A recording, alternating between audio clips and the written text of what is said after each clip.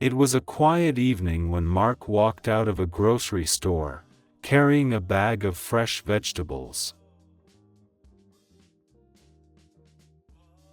Suddenly, he heard a loud crash from across the street.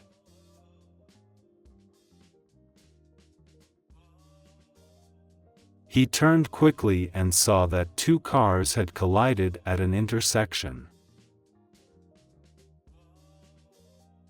One car's front bumper was completely crushed, and smoke was rising from the hood. A woman stumbled out of the driver's seat, holding her arm and looking disoriented.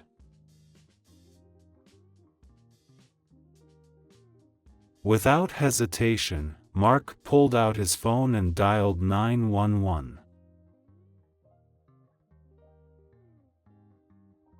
"911, what's your emergency?" a calm female voice answered. "Hi, I just witnessed a car accident at the corner of Maple Street and Fifth Avenue. One of the drivers looks injured," Mark said urgently. "Okay, sir. Are you safe? Are you in any danger?" the dispatcher asked. "Yes, I'm safe, but the driver needs help," he replied. "Understood. Can you describe the accident? How many vehicles are involved?" she asked. "Two cars.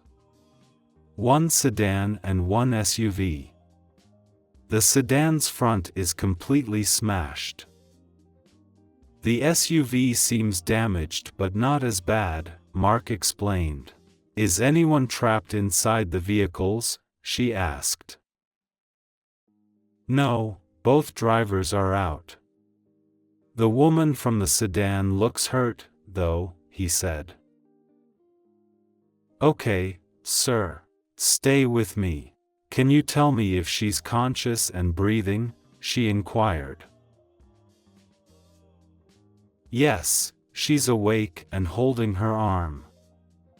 I think she's in pain," he replied.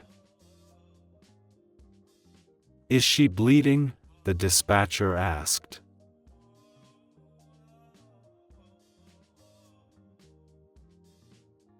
Mark looked closely. "No, I don't see any blood, but she's shaking a little. She might be in shock." "Okay. Try to keep her calm, but don't move her unless she's in immediate danger," she instructed. "Got it.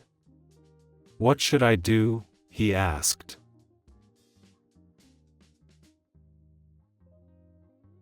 "Let her sit down if possible. Ask her if she has any other pain besides her arm," she advised.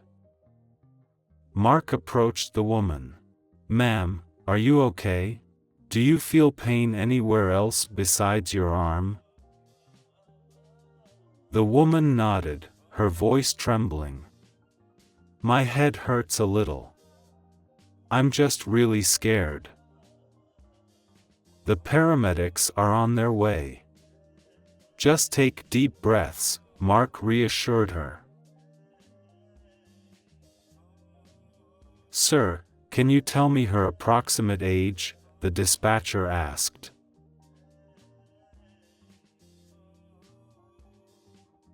"She looks around 30, maybe early 30s, he said.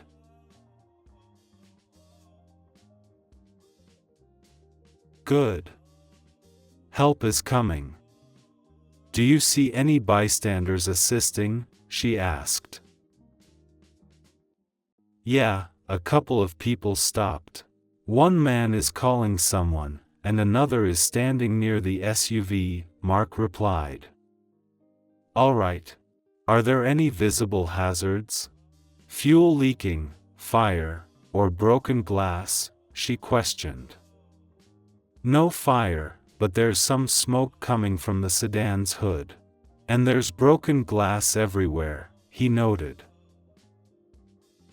Okay. Please make sure no one gets too close to the vehicle. Emergency responders will be there in a few minutes, she assured. Got it. I'll tell them to step back, Mark said. The woman coughed lightly and looked at Mark. Thank you for helping. I don't know what happened. Don't worry. Help is almost here, he comforted her.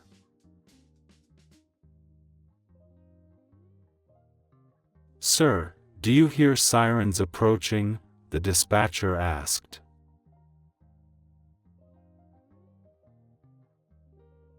Mark listened for a second and then nodded. Yes. I hear them now. Good. Paramedics and police will be there any moment. You've done a great job staying calm and helping, she said. Thanks. Should I stay here until they arrive? He asked. Yes, if you can. The officers may have a few questions for you, she informed him.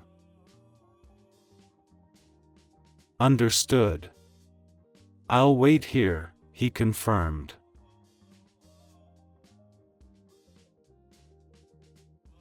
Within moments, an ambulance and a police car pulled up with flashing lights.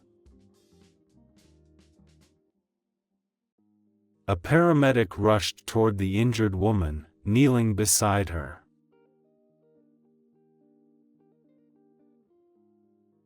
Ma'am, my name is Jake. I'm a paramedic. Can you tell me where it hurts? He asked gently. My arm and my head. I feel a little dizzy, she said softly. The paramedic examined her injuries while another officer approached Mark.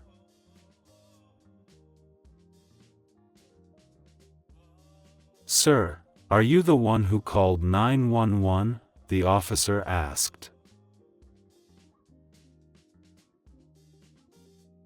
Yes, I witnessed the accident and reported it, Mark replied.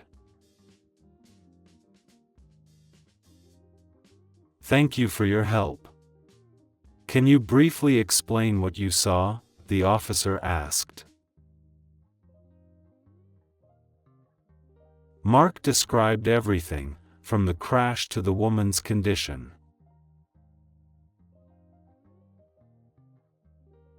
Got it.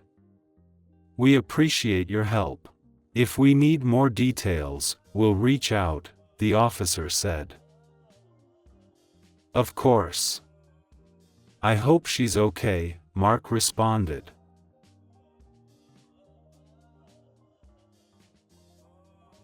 The paramedics placed the woman on a stretcher and loaded her into the ambulance. She's stable, but we'll take her to the hospital for further evaluation, the paramedic informed the officer. All right, thanks for your assistance, the officer said, shaking Mark's hand. As the ambulance drove away, Mark took a deep breath, relieved that help had arrived. I'm glad I called when I did, he thought to himself as he walked home.